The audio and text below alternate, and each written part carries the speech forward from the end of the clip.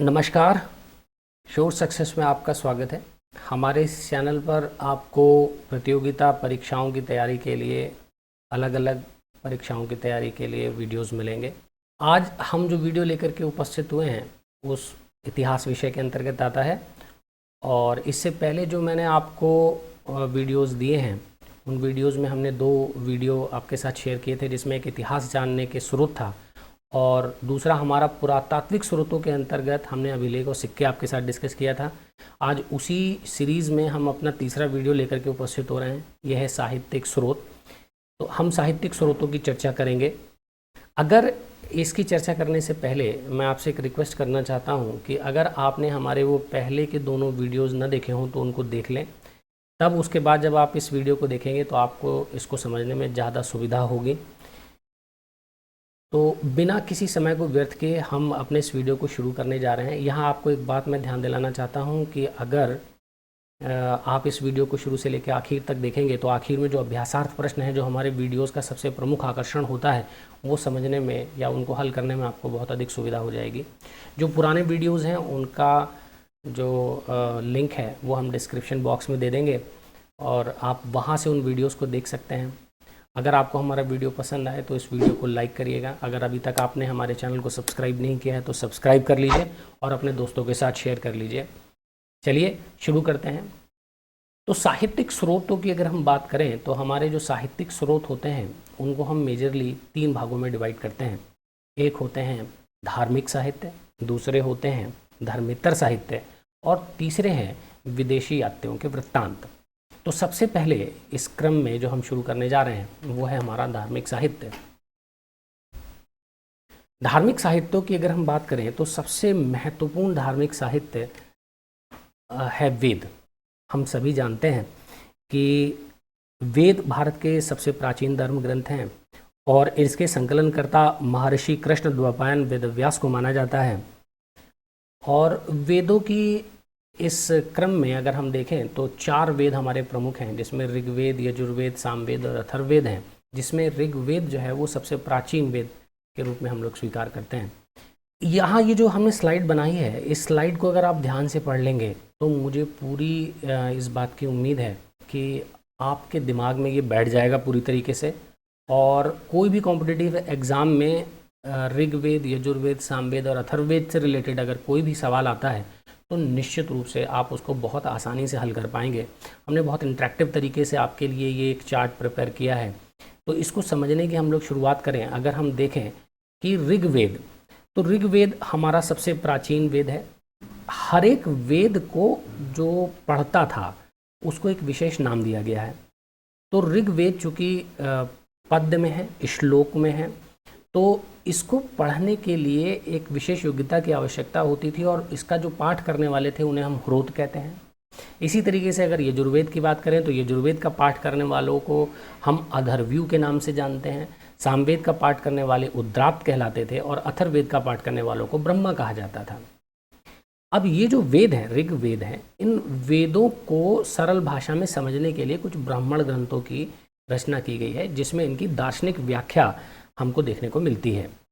तो ऐसे ग्रंथों को जिनमें हमें वेदों की धार्मिक व्याख्या या दार्शनिक व्याख्या पढ़ने को मिलती है वो ब्राह्मण साहित्य कहलाते हैं। तो हर एक वेद का कोई ना कोई ब्राह्मण है। तो अगर हम ऋग्वेद की बात करें तो ऋग्वेद का ब्राह्मण है ऐतरेय और कौशितकी। इसी तरीके से यजुर्वेद का जो ब्राह्मण है वो है तैत्तिरीय और शतपथ और सामवेद का जो ब्राह्मण है उसका नाम है पंचविश। इसी तरह अर्थवेद का जो ब्राह्मण है उसका नाम है गोपथ। तो ये ब्राह्मण कॉम्पिटिटिव एग्जाम में अक्सर पूछ लिए जाते हैं कि यजुर्वेद का ब्राह्मण बताइए, या आपसे ब्राह्मण का नाम पूछ लिया जाएगा और आपको बताना होगा कि किस वेद से ये संबंधित है। तो ये एग्जाम में पूछा जाता है। अब इन वेदों के उपवेद भी हैं, तो इन वेदों के उपवेद की भी चर्चा हम यहाँ पर कर लेते हैं। उपवेद कौन कौन से हैं? देखिए, ऋग्वेद का जो उपवेद है उसका नाम है आयुर्वेद। बहुत ध्यान आपको रखना है, ऋग्वेद का जो उपवेद है उसका नाम है आयुर्वेद। आयुर्वेद की रचना धन्वंतरी ने की है। अगर हम यजुर्वेद की बात करें तो यजुर्वेद का उपवेद है धनुर्वेद और इसकी रचना विश्वामित्र ने की है। सामवेद की बात करें तो सामवेद का उपवेद है गंधर्व वेद, जिसकी रचना भरत मुनि ने की है। और अथर्ववेद का उपवेद है जिसका नाम है शिल्प वेद, और इसकी रचना विश्वकर्मा ने की है। तो ये जो स्लाइड है ये बहुत इंपॉर्टेंट है, अगर आप इसको ध्यान कर लें और ध्यान कर पाएँ तो ये आपको बहुत हेल्पफुल होने वाली है आगे आने वाले कंपटीशन में, अगर हम एग्ज़ाम की दृष्टि से बात कर रहे हैं तो। चलिए आगे इस चर्चा को हम आगे बढ़ाएंगे और थोड़ा बहुत अब हम ऋग्वेद के बारे में जानेंगे। अब अलग अलग वेदों के बारे में जानेंगे कि ऋग्वेद की क्या विशेषता है, यजुर्वेद की क्या विशेषता है, सामवेद की क्या है और अथर्ववेद में क्या है, और ये सारा डिस्कशन हम कॉम्पिटिटिव एग्ज़ाम को दृष्टिगत रखते हुए ही कर रहे हैं, तो यहाँ आपको इस बात का ध्यान रखना है। चलिए आगे हम बात कर लेते हैं ऋग्वेद की। ऋग्वेद हम जानते हैं कि भारत का सबसे प्राचीन वेद जो है वो ऋग्वेद है। इसमें 10 मंडल हैं, 1028 सूक्त हैं और 10,462 के आसपास इसमें ऋचाएँ हैं, और मैं आपको बता चुका हूँ कि इसके पढ़ने वाले को हम क्या कहते हैं, हरोत कहते हैं। इस ऋग्वेद की जो सबसे इम्पॉर्टेंट बात है, बहुत महत्वपूर्ण बात मैं ये आपको बता रहा हूँ, उसको आप नोट करिएगा कि जो ईरानी ग्रंथ जिंदावेस्ता है, ऋग्वेद की भाषा और उसमें जो विषय लिए गए हैं वो कहीं ना कहीं ईरानी ग्रंथ जिंदावेस्ता से मिलते जुलते हैं। ऋग्वेद हिंद यूरोपीय भाषाओं का सबसे प्राचीन ग्रंथ है। मंडल मैंने आपको बता दिए, 10 मंडल हैं, 1028 सूक्त हैं। ऋग्वेद में जो 10 मंडल दिए गए हैं उनमें से दूसरा मंडल और 7वां मंडल सबसे प्राचीन है, जबकि पहला और 10वां मंडल सबसे आखिर में जोड़ा गया है। ये भी कॉम्पिटिटिव एग्जाम में अक्सर पूछा जाता है कि सबसे आखिर में कौन कौन से मंडल जोड़े गए हैं या सबसे प्राचीन मंडल कौन कौन से हैं, तो यहाँ आपको इस बात का ध्यान रखना होगा। अब इसके जो 10 मंडल हैं उन मंडलों में भी कुछ विशेष चीज़ें हैं जो एग्ज़ाम में अक्सर पूछ ली जाती हैं। तो चलिए मैंने आपके लिए उसके लिए एक टेबल बनाई है, उस टेबल में हम देख लेते हैं। यहाँ मंडल लिखे हैं और दाहिनी तरफ विषय का उल्लेख किया गया है। अगर हम तीसरे मंडल में देखें तो गायत्री मंत्र का उल्लेख किया गया है। विश्व प्रसिद्ध गायत्री मंत्र की रचना विश्वामित्र ने की है, और ये तीसरे मंडल में है गायत्री मंत्र है, ओम भूर्भुवः स्वः तत्सवितुर्वरेण्यं भर्गो देवस्य धीमहि धियो यो न प्रचोदयात्। ये हमारा जो गायत्री मंत्र है ये ऋग्वेद के तीसरे मंडल में उल्लिखित है। दशराग युद्ध का वर्णन 7वें मंडल में किया गया है। दशराग युद्ध के बारे में हम आगे अभी जब पढ़ेंगे, जब हम ऋग्वैदिक संस्कृति के बारे में पढ़ेंगे, तब मैं आपको पूरा डिटेल से दशराग युद्ध के बारे में बताऊंगा, लेकिन ये कॉम्पिटिटिव एग्जाम में बहुत पूछा जाता है, तो ये आपको यहाँ पर ध्यान रखना है। 8वां जो मंडल है उसके अंदर हस्तलिखित ऋचाएँ हैं, हाथ से लिखी गई ऋचाएँ हैं, जिनको हम बालखिल्य कहते हैं। एग्ज़ाम में ये बहुत अच्छे स्तर के जो एग्ज़ाम है जैसे टीजीटी है, टीजीटी वगैरह में एक बार ये सवाल पूछा गया है कि बालखिल्य क्या है, बालखिल्य कहाँ मिलते हैं, तो ये ऋग्वेद के 8वें मंडल में हस्तलिखित ऋचाएँ हैं ये। अगर हम ऋग्वेद के 9वें मंडल की बात करें तो उसमें सोम देवता का वर्णन किया गया है। सोम देवता का वर्णन 9वें मंडल में है। और 10वां, ये बहुत बहुत बहुत इंपॉर्टेंट है, अगर आप इसको याद रख पाएँ कि 10वां जो मंडल है इसको हम पुरुष सूक्त के नाम से, इसका जो पुरुष सूक्त है, 10वें मंडल में एक सूक्त है पुरुष सूक्त, उस पुरुष सूक्त के अंदर वर्ण व्यवस्था का उल्लेख किया गया है। वर्ण व्यवस्था आप जानते ही हैं कि क्या है, हमारे समाज की एक प्राचीन व्यवस्था है वर्ण व्यवस्था, जिसमें आपको जातियों का विभाजन मिलता है कि ब्राह्मण, क्षत्रिय, वैश्य और शूद्रों का उल्लेख किया गया है। तो ये हमारा ऋग्वेद के संदर्भ में बहुत महत्वपूर्ण जानकारी मैंने आपको यहाँ पर दे दी है, और मुझे लगता है कि अगर आप इतना याद कर लेते हैं तो ऋग्वेद से संबंधित काफ़ी सारे सवाल आप आराम से हल कर पाएंगे। चलिए आगे के हम कुछ वेदों की चर्चा कर लें। जैसे सबसे पहले हम यजुर्वेद देख लें। तो यजुर्वेद की जो सबसे बड़ी खासियत है वो ये कि यजुर्वेद में यज्ञों के नियम एवं विधि विधानों का संकलन किया गया है। यज्ञों से संबंधित नियम दिए गए हैं। प्राचीन समय में जब हम वैदिक सभ्यता की बात कर रहे हैं उस समय पर यज्ञों का प्रावधान था, और उन यज्ञों के नियमों एवं विधि विधानों का संकलन इसके अंदर किया गया है। यजुर्वेद की दूसरी सबसे बड़ी खासियत यह है कि ये गद्य और पद्य दोनों में मिलता है। ये बहुत बहुत इम्पॉर्टेंट है, इसको आप यहाँ पर बिल्कुल एकदम अपने दिमाग में बैठा लीजिए। एग्ज़ाम में सवाल आता है कि कौन सा वेद ऐसा है जो गद्य एवं पद्य दोनों में मिलता है, तो यजुर्वेद गद्य एवं पद्य दोनों में मिलता है। वैसे तो यजुर्वेद ऋग्वेद के बारे में जानने के लिए हमारे पास बहुत कुछ है, लेकिन हम यहाँ पर सिर्फ उन्हीं चीज़ों की चर्चा कर रहे हैं जो हमारे यूपी टेट, सी टेट या जूनियर लेवल में या सुपर टेट की परीक्षा में पूछे गए हैं। टीजीटी में भी एक आध बार पूछ लिए जाते हैं, तो उन्हीं का हम टू द पॉइंट रहना चाहते हैं, ज़्यादा इधर उधर भटकना नहीं चाहते। पढ़ना हो तो आप रेफरेंस बुक्स का प्रयोग कर सकते हैं और उसमें ऋग्वेद, यजुर्वेद, अथर्ववेद, सामवेद के बारे में और डिटेल में पढ़ सकते हैं। और जान लेते हैं यजुर्वेद की एक और विशेषता है कि इसके 2 भाग हैं, एक है कृष्ण यजुर्वेद और एक है शुक्ल यजुर्वेद। ये भी एग्जाम में पूछ लिया जाता है कि यजुर्वेद को कितने भागों में विभाजित किया गया है। यजुर्वेद को पढ़ने वालों को क्या कहा जाता है ये मैंने आपको पहले बता दिया है। जो पहली वाली स्लाइड हमने यहाँ पर रखी थी तो उसमें मैंने आपको बताया था कि जो अधर्व्यू हैं वो यजुर्वेद को पढ़ने वाले कहलाते थे। अब हम सामवेद की बात कर लेते हैं। सामवेद क्या है? सामवेद में यज्ञ के समय गाई जाने वाली ऋचाओं का संकलन किया गया है। यज्ञ के समय जो ऋचाएं गाई जाती हैं, जो श्लोक गाए जाते हैं, उनका संकलन यहाँ पर किया गया है। इसमें संगीत के 7 स्वरों की जानकारी हमको देखने को मिलती है और इसे भारतीय संगीत का जनक कहा जाता है। तो ये यहाँ पर आपको ध्यान रखना है कि जो भारतीय संगीत का जनक है वो सामवेद कहलाता है। अब हम अगले वेद की चर्चा कर रहे हैं, अथर्ववेद।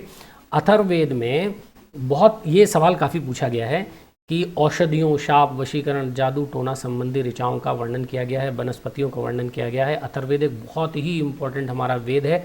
अक्सर एग्जाम में इससे कोई ना कोई सवाल आपको देखने को मिल जाएगा। इसकी रचना अथर्वा ऋषि ने की थी और इसमें मनुष्यों के विचारों और अंधविश्वासों का वर्णन भी किया गया है।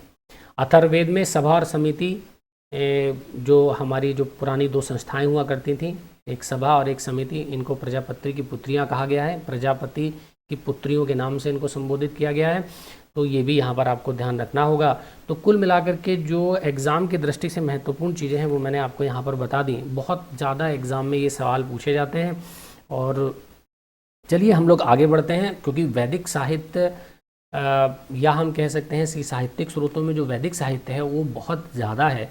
हम एक छोटी सी क्लास में उसको पूरा नहीं कर पाएंगे, इसलिए हम कोशिश कर रहे हैं कि आपको टू द पॉइंट रखें, जो महत्वपूर्ण चीज़ें हैं वो आपको बताते चलें।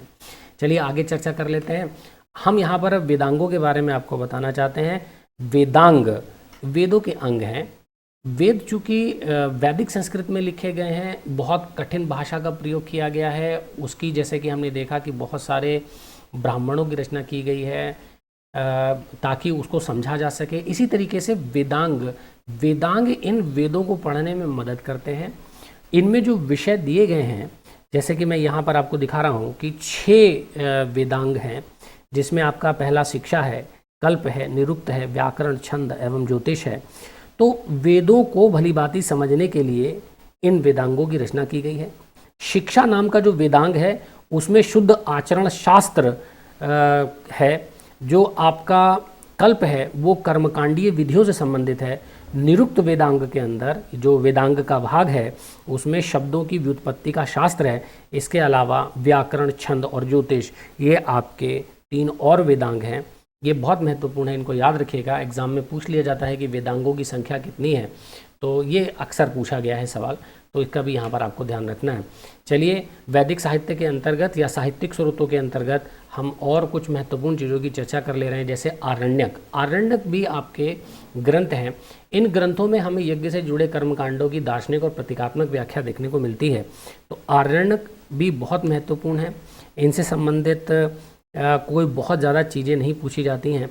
अक्सर एक सवाल आ जाता है, यहाँ पर आपको ध्यान रखना होगा, अगर आप कॉपी पेन लेकर के बैठे हों या याद कर पाएँ तो याद रखिएगा कि जब कई एग्ज़ामों में इस तरीके का एक सवाल आया है कि ब्राह्मण, आरण्यक और उपनिषद और वेदों को क्रम से लिखिए कि किसकी रचना पहले हुई है। तो सबसे पहले वेदों की रचना हुई है, वेदों के बाद ब्राह्मणों की रचना हुई है, ब्राह्मणों के बाद आरण्यकों की रचना हुई है और आरण्यकों के बाद ही उपनिषदों की रचना हुई है। तो इस क्रम को आपको याद रखना होगा, पहले वेद, फिर ब्राह्मण, फिर आरण्यक और उपनिषद। तो ये आपका पुराने से नए की तरफ जो क्रम है वो मैंने आपको बता दिया। अगर हम उपनिषदों की चर्चा करें तो इनमें हमें दार्शनिक चिंतन मिलता है। उपनिषदों में उपनिषदों की संख्या 108 है, जिसमें से 13 प्रमुख उपनिषद हैं। यहाँ पर 2-3 उपनिषदों की हम आपके साथ देखिए चर्चा कर रहे हैं। एक है मुंडको उपनिषद, जिसमें सत्यमेव जयते नाम का आदर्श वाक्य मिलता है। आपने भी देखा होगा, अगर आप बीएड वगैरह की तैयारी कर रहे होंगे या किसी कंपटीशन एग्जाम की तैयारी कर रहे होंगे तो आपने देखा होगा ये सवाल एग्जाम में बहुत बार पूछा गया है कि सत्यमेव जयते आदर्श वाक्य किस उपनिषद से लिया गया है। तो वो मुंडको उपनिषद से लिया गया है। जबकि जो जवालो उपनिषद है उसमें आश्रम व्यवस्था का वर्णन है।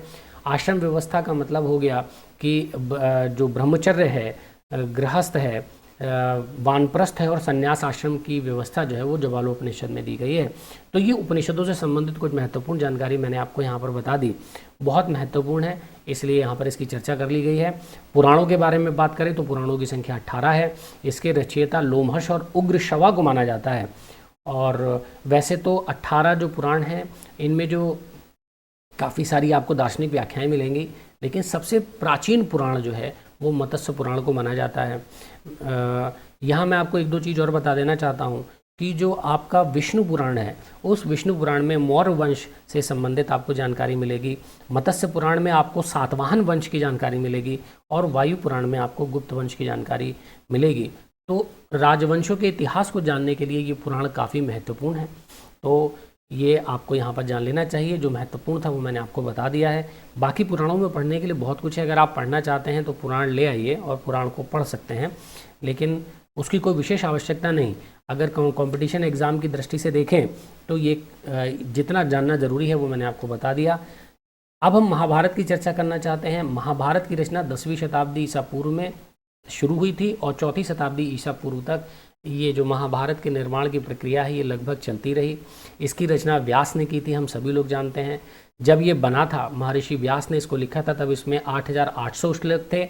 इसका नाम जय संहिता था। बाद में धीरे धीरे अलग अलग शताब्दियों में, जैसा कि हमने लिखा कि 10वीं शताब्दी से लेकर 4वीं सदी तक है, तो बाद में धीरे धीरे इसमें श्लोकों की संख्या बढ़ती चली गई, 24,000 हो गई और इसको फिर भारत का नाम दिया गया। पहले इसका नाम जय संहिता था, फिर इसको भारत के नाम से जाना गया। और अगर हम वर्तमान में महाभारत का स्वरूप देखें तो हम जानते हैं कि लगभग इसमें 1 लाख श्लोक हैं, यानी महाभारत 8800 श्लोक से शुरू होकर के 1 लाख श्लोक तक पहुंच गई। और इसी संहिता को, जो जय संहिता जिसको प्रारंभ में नाम दिया गया था, अब हम शत साहसी संहिता के नाम से जानते हैं, क्योंकि इसमें 1 लाख श्लोक हैं। रामायण की बात करें तो इसकी रचना वाल्मीकि ने की थी, जिसमें प्रारंभ में 6000 श्लोक थे। धीरे धीरे ये भी बढ़ता चला गया, 12000 श्लोक हो गए और अंत में इसमें 24000 श्लोक हो गए। इसकी रचना 5वीं शताब्दी ईसा पूर्व से लेकर 12वीं शताब्दी ईसा पूर्व तक मानी जाती है। तो रामायण की रचना के संदर्भ में ये महत्वपूर्ण तथ्य थे जो यहाँ मैंने आपको बताए। अब हमारा अगला जो कैटेगरी है, जो मैंने आपको याद होगा, जो पहली स्लाइड दिखाई थी साहित्यिक स्रोतों की, उसमें मैंने आपको बताया था धार्मिक साहित्य होते हैं, फिर धर्मेत्तर साहित्य होते हैं और उसके बाद विदेशी स्रोत हमने आपको बताए थे। तो अब हम धर्मेत्तर साहित्यों की चर्चा करने जा रहे हैं। अगर धर्मेत्तर साहित्य की चर्चा करें तो इस क्रम में सबसे पहले धर्मेत्तर साहित्य उस साहित्य को कहेंगे जिसमें धर्म से संबंधित विषयों की चर्चा नहीं की गई है, बल्कि धर्म से अलग, यानी राजनीति विषय हो सकता है, संस्कृति विषय हो सकता है, समाज विषय हो सकता है, यात्रा के वर्णन हो सकते हैं, काव्य हो सकता है, इस तरीके की रचनाएं हो सकते हैं। तो ऐसे साहित्य को हम धर्मेत्तर साहित्य के नाम से जानते हैं। इसमें पाणिनि का जो व्याकरण ग्रंथ है अष्टाध्यायी, इसका विषय व्याकरण है। अष्टाध्यायी 400 ईसा पूर्व के आसपास लिखा गया है। तो ये इसमें हमको इतिहास की जानकारी मिलती है। इसके अलावा अगर हम बात करें स्मृतियों की, तो 6वीं शताब्दी ईस्वी में इन स्मृतियों को संहिताबद्ध किया गया है। स्मृतियों में जो मनुस्मृति है वो सबसे प्राचीन है। स्मृतियों में राजाओं, पदाधिकारियों के कर्तव्यों, संपत्ति के अर्जन, उत्तराधिकार के नियमों, विवाह, चोरी, हमला, हत्या, व्यभिचार आदि के लिए दंड विधानों का उल्लेख किया गया है। आपको ध्यान आ रहा होगा कि मनुस्मृति जो है वो हमारी सबसे पुरानी स्मृतियों में से एक स्मृति है। तो सबसे, ये भी सवाल एग्जाम में पूछा जाता है कि सबसे प्राचीन स्मृति का नाम बताइए, तो आपको मनुस्मृति का ध्यान रखना होगा। कौटिल्य के अर्थशास्त्र की बात कर लेते हैं। हम जानते हैं कि कौटिल्य चंद्रगुप्त मौर्य के प्रधानमंत्री के पद पे थे और इनकी उस दौरान बहुत महत्वपूर्ण भूमिका थी। इन्होंने एक किताब लिखी थी जिसका नाम था अर्थशास्त्र। यहाँ आपको समझने वाली बात यह है कि अर्थशास्त्र पुस्तक का नाम है और इसका विषय है राजनीति। अक्सर एग्जाम में सवाल पूछा जाता है कि अर्थशास्त्र का संबंध किस विषय से है, तो आप कंफ्यूज मत होइएगा। अर्थशास्त्र किताब का नाम है और अर्थशास्त्र में जो विषय वर्णित किया गया है वो है राजनीति। तो राजनीति के विषय का वर्णन है। पतंजलि की बात कर लें, पतंजलि ने एक पुस्तक लिखी थी जिसका नाम था महाभाष्य, और महाभाष्य में शुंगों के इतिहास की जानकारी हमको मिलती है। इन सब के बारे में हम डिटेल से पढ़ेंगे।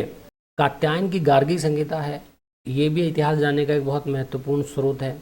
कात्यायन ने जो गार्गी संहिता लिखी उसमें भारत पर यवनों के आक्रमण की जानकारी हमें मिलती है। तो ये एक हमारा बहुत महत्वपूर्ण स्रोत है जिससे हमें इतिहास की जानकारी मिल रही है।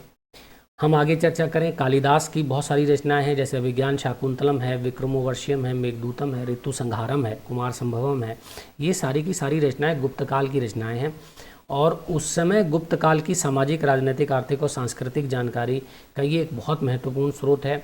तो अभी हम लोग जो चर्चा कर रहे हैं वो लगातार इस बात पे चर्चा कर रहे हैं कि हमारे इतिहास जानने के स्रोत कौन कौन से हैं, जो हमने पहले वीडियो से शुरू किया है और अब हम तीसरे वीडियो तक आ गए हैं।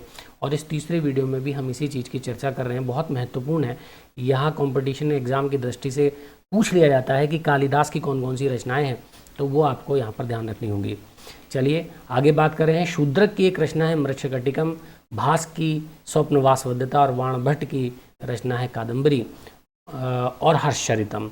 तो ये बाणभट्ट ने 2 किताबें लिखी हैं, कादम्बरी और हर्षचरितम।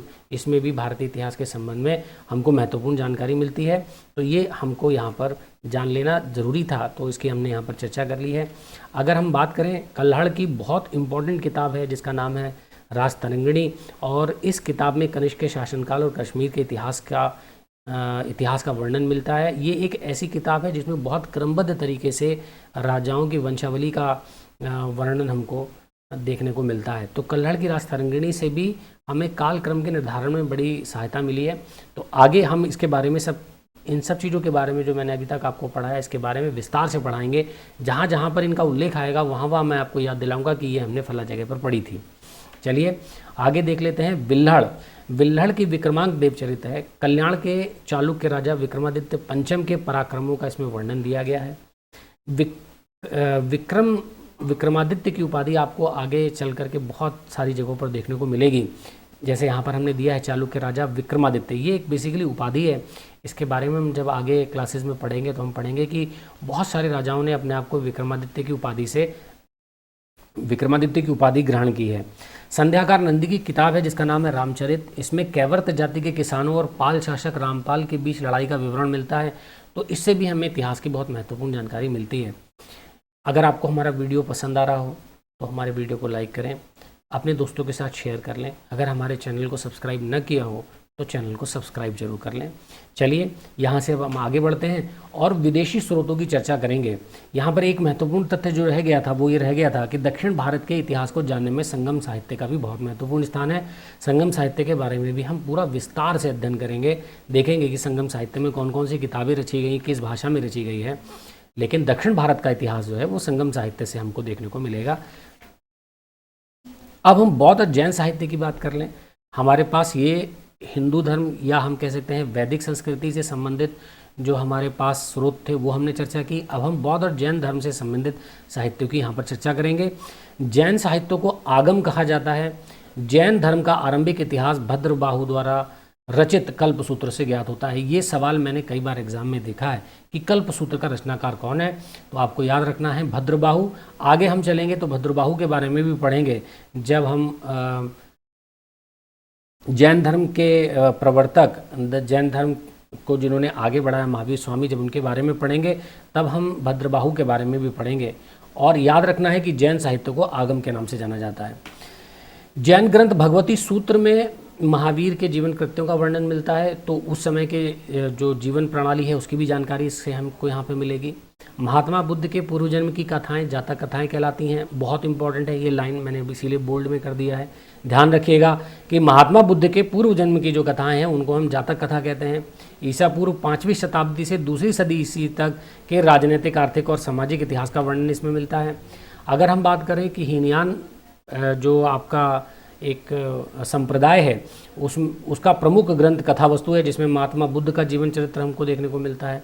तो बौद्ध और जैन साहित्यों की यहाँ पर हमने चर्चा कर ली। अब हम विदेशी स्रोतों की चर्चा करना चाहते हैं। चलिए विदेशी स्रोतों की अगर हम बात करें तो टालमी की एक पुस्तक है ज्योग्राफी, जिसमें लाल सागर, फारस की खाड़ी और हिंद महासागर में होने वाले रोमन व्यापार की जानकारी मिलती है। तो ये भी इतिहास जानने का एक स्रोत है। अगर हम सेल्यूकस के यूनानी राजदूत मेगस्थनीज की बात करें तो उसने किताब लिखी थी इंडिका, जिसमें चंद्रगुप्त मौर्य के शासनकाल की सामाजिक, राजनीतिक, आर्थिक और सांस्कृतिक जानकारियाँ मिलती हैं। तो मेगस्थनीज की इंडिका बहुत इंपॉर्टेंट है। प्लिनी ने लैटिन भाषा में एक पुस्तक लिखी थी जिसका नाम था नेचुरल हिस्टोरिका। इस किताब में ईसा की 1ली सदी में भारत और इटली के बीच होने वाले व्यापार की जानकारी मिलती है। इतिहास का पिता जिसे हम कहते हैं हेरोडोटस, ये मैंने आपको पहली स्लाइड में भी बताया था, उन्होंने किताब लिखी थी हिस्टोरिका। इस किताब में 5वीं सदी ईसा पूर्व के भारत और फारस और ईरान के संबंधों का वर्णन मिलता है। तो ये महत्वपूर्ण है। हमारे देश में बहुत सारे यात्री आए हैं, विदेशी यात्री आए हैं, जिसमें चीनी यात्रियों का बड़ा नाम है। चीनी यात्री फाहियान का नाम आपको सुनने को मिलेगा। चंद्रगुप्त द्वितीय के शासनकाल में भारत में आया था, 14 वर्षों तक भारत में रहा, उसका विवरण बहुत महत्वपूर्ण है। ह्वेनसांग हर्षवर्धन के शासनकाल में भारत में आया था, उसने 15 वर्षों तक भारत में रहा। वो नालंदा विश्वविद्यालय में उसने शिक्षा प्राप्त की। उसकी जो रचना थी उसका नाम था सीयूकी। उसने एक जो विवरण अपना लिखा वो सीयूकी में लिखा, तो उससे भी हमें उस समय के इतिहास की जानकारी मिलती है। हर्षकालीन राजनीतिक, आर्थिक, सामाजिक और सांस्कृतिक गतिविधियों का विवरण इस किताब में दिया गया है, इस यात्रा वर्णन में दिया गया है, तो ये हमारे लिए जानना महत्वपूर्ण है। अगर हम इत्सिंग की बात करें, ये भी चीनी यात्री था, 7वीं सदी में भारत आया था। इसने भी नालंदा विश्वविद्यालय और विक्रमशिला विश्वविद्यालयों की जानकारी दी है अपने विवरण में, तो वो जानकारी हमें मिल जाती है। अगर हम बौद्ध दार्शनिक तारानाथ की बात करें तो तंग्यूर और कंग्यूर नाम से इन्होंने 2 किताबें लिखी जिसमें भारतीय इतिहास की जानकारी मिलती है। तो कुल मिलाकर के हमने इतिहास जानने के बहुत सारे स्रोत देखे। मैंने आपको बताया था पहले पुरातात्विक स्रोतों के बारे में, फिर हमने साहित्यिक स्रोतों के बारे में चर्चा की। साहित्यिक स्रोतों में हमने धार्मिक साहित्य, धर्मेतर साहित्य और विदेशी स्रोत, और साथ में जैन और बौद्धिक साहित्य की भी चर्चा की, जिनसे हमें भारतीय इतिहास के बारे में बहुत महत्वपूर्ण जानकारी मिलती है। तो ये यहाँ पर टॉपिक हमारा कंप्लीट हो जाएगा। वीडियो आपको पसंद आ रहा हो तो हमारे वीडियो को लाइक कर लें, शेयर न किया हो तो शेयर कर लें, सब्सक्राइब न किया हो तो सब्सक्राइब कर लें। चलिए अब हमारे उस महत्वपूर्ण सेगमेंट पर जिसे हम कहते हैं अभ्यासार्थ प्रश्न। यहाँ पर हम आपको कॉम्पिटिटिव एग्जाम में आए हुए बहुत सारे महत्वपूर्ण सवाल दिखाएंगे, उनको हल कराएंगे एक एक करके। चलिए शुरू कर लेते हैं। अभ्यासार्थ प्रश्न के क्रम में सबसे पहला सवाल है, शतपथ किस वेद का ब्राह्मण है? आप ध्यान दीजिए, थोड़ा सा रिवाइज करिए। मैंने आपको जो पहली स्लाइड दिखाई थी उसमें बताया था, है ना, ऋग्वेद का बताया था, सामवेद का बताया था, अथर्ववेद का बताया था, और यजुर्वेद के हमने ब्राह्मणों की चर्चा की थी। ऋग्वेद का मैंने आपको ऐतरेय कौशिकी बताया था। यजुर्वेद का अगर आपको ध्यान आ रहा हो तैतरीय और शतपथ बताया था। तो शतपथ जो है वो यजुर्वेद का ब्राह्मण है, तो ये इसका उत्तर हो जाएगा ऑप्शन नंबर 4। प्रश्न नंबर 2 की चर्चा कर लें। सामवेद के श्लोकों का गायन करने वालों को क्या कहा जाता है? ये भी मैंने आपको बताया था, ये भी कॉम्पिटिटिव एग्जाम में बहुत पूछा जाता है। ऋग्वेद का गायन करने वाले ह्रोत कहलाते हैं। अगर हम यजुर्वेद की बात करें तो उनको अधर्व्यू कहते हैं। सामवेद का गायन करने वाले उद्रात और अथर्ववेद का गायन करने वालों को ब्रह्मा कहा जाता था। तो यहाँ प्रश्न में सामवेद के पूछा गया है कि सामवेद के श्लोकों का गायन करने वालों को क्या कहा जाता है, तो इसका उत्तर क्या सही हो जाएगा? इसका उत्तर सही हो जाएगा उद्रात। मिलान करिए, ऋग्वेद की चर्चा हो रही है, एक तरफ 1 2 3 4 ऋग्वेद, सामवेद, यजुर्वेद, अथर्ववेद दिया गया है, दूसरी तरफ उपवेद दिए गए हैं का, खा, गा, घा में, जिसमें शिल्प वेद, आयुर्वेद, गंधर्ववेद और धनुर्वेद है। तो आपको याद हो रहा होगा, मैंने आपको बताया था कि ऋग्वेद का जो उपवेद है वो आयुर्वेद है, सामवेद का जो उपवेद है वो गंधर्ववेद है, यजुर्वेद का जो उपवेद है वो धनुर्वेद है, और अथर्ववेद का जो उपवेद है उसका नाम है आपका शिल्प वेद। तो कुल मिलाकर के इसका जो आंसर है वो आंसर नंबर 1 सही होगा। चलिए आगे बात कर लेते हैं प्रश्न नंबर 4 की। ऋग्वेद के किस मंडल में दशराग युद्ध का वर्णन मिलता है? तो मैंने आपको पूरी एक सूची दिखाई थी, टेबल दिखाई थी, जिसमें हमने तीसरा मंडल, 7वां मंडल, 8वां मंडल, 9वां और 10वां मंडल देखा था। इसमें ऑप्शन दिए गए हैं तीसरा मंडल, 10वां मंडल, 9वां मंडल और 7वां मंडल। तो दशराग युद्ध का वर्णन हमको 7वें मंडल में मिलता है, जबकि तीसरे मंडल में गायत्री मंत्र का उल्लेख किया गया है। 10वें मंडल के पुरुष सूक्त में मैंने आपको बताया था कि जो हमारी वर्ण व्यवस्था है उसकी चर्चा की गई है। तो यहाँ पर ये आपका उत्तर जो है वो उत्तर नंबर 4 सही हो जाएगा। प्रश्न नंबर 5 की चर्चा करें। किस वेद को भारतीय संगीत का जनक माना जाता है? तो भारतीय संगीत का जनक किसे कहा जाता है? ऋग्वेद, सामवेद, अथर्ववेद, यजुर्वेद। आपको ध्यान आ रहा होगा, मैंने आपको बताया था कि सामवेद को भारतीय संगीत का जनक माना जाता है। प्रश्न नंबर 6 की चर्चा कर ले। वेदांगों की संख्या कितनी है? ये बहुत बार एग्जाम में सवाल पूछा गया है। तो वेदांगों की संख्या है 6 वेदांग हैं। मैंने आपको एक एक करके उन 6 वेदांगों के नाम बताए थे, जिसमें शिक्षा, कल्प, निरुक्त, व्याकरण, छंद एवं ज्योतिष थे। तो 6 वेदांग हैं हमारे। अगर हम प्रश्न नंबर 7 की चर्चा करें, सबसे प्राचीन पुराण कौन सा है? तो मैंने आपको बताया था 18 पुराण है। सबसे पुराना पुराण कौन सा है? मत्स्य पुराण है। तो ऑप्शन दिया गया है 1 विष्णु पुराण, 2 वायु पुराण, 3 मत्स्य पुराण, 4 शिव पुराण। तो ऑप्शन नंबर 3 सही हो जाएगा, मत्स्य पुराण।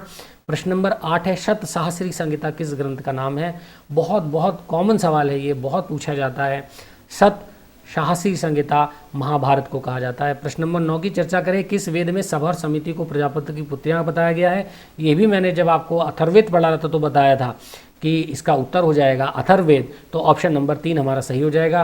प्रश्न नंबर 10 की चर्चा कर ले। महाभाष्य का रचनाकार कौन है? धर्मेतर साहित्य में हमने पढ़ा था कि महाभाष्य का रचनाकार कौन है? पतंजलि है। हाँ, आर्यभट्ट, कौटिल्य और चरक इसमें और ऑप्शन दिए गए हैं, तो उत्तर नंबर 3 ठीक हो जाएगा। प्रश्न नंबर 11 की चर्चा करें। निम्नलिखित में कौन कालिदास की रचना नहीं है? तो कालिदास की बहुत सारी रचनाओं की पूरी मैंने एक आपको लिस्ट बताई थी, सूची बताई थी। हम ऑप्शन देख लेते हैं। ऋतु संहारम, मृच्छकटिकम, कुमार संभवम, विक्रमोर्वशीयम। तो आपको याद आ रहा होगा कि मृच्छकटिकम जो है वो शूद्रक की रचना है, जबकि ऋतु संहारम, कुमार संभवम और विक्रमोर्वशीयम कालिदास की रचना है। तो उत्तर इसका जो सही हो जाएगा वो हो जाएगा मृच्छकटिकम। प्रश्न नंबर 12 देख लेते हैं। नेचुरल हिस्टोरिका नामक पुस्तक का लेखक कौन है? तो ये तो आपको वैसे भी याद करना आसान हो जाएगा क्योंकि ये मेरी स्लाइड में 2 बार आ गया था, है ना। नेचुरल हिस्टोरिका पुस्तक का लेखक जो है वो प्लेनी है। हेरोडोटस ने हिस्टोरिका लिखी थी, तो ये आपको याद आ रहा होगा। मेगिस्थेनीज ने इंडिका लिखी थी। तो इसका इस प्रश्न का जो उत्तर है वो आपका नेचुरल हिस्टोरिका नामक पुस्तक का लेखक कौन है? तो इसका उत्तर हो जाएगा प्लिनी। ये सही आंसर है। तो इस तरीके से ये हमारा वीडियो यहाँ पर हम कंप्लीट कर रहे हैं, पूरा कर रहे हैं। हमने जो मेहनत की है उम्मीद है आपको पसंद आई होगी। चैनल को सब्सक्राइब ना किया हो सब्सक्राइब कर लें, अपने दोस्तों के साथ शेयर कर लें और लाइक ज़रूर कर दें। आखिर में हमने आपके लिए उत्तरमाला आखिरी पृष्ठ पर दी है। अगर कोई कन्फ्यूज़न हो तो आप यहाँ से कंफर्म कर सकते हैं। बहुत बहुत धन्यवाद। Thank you very much.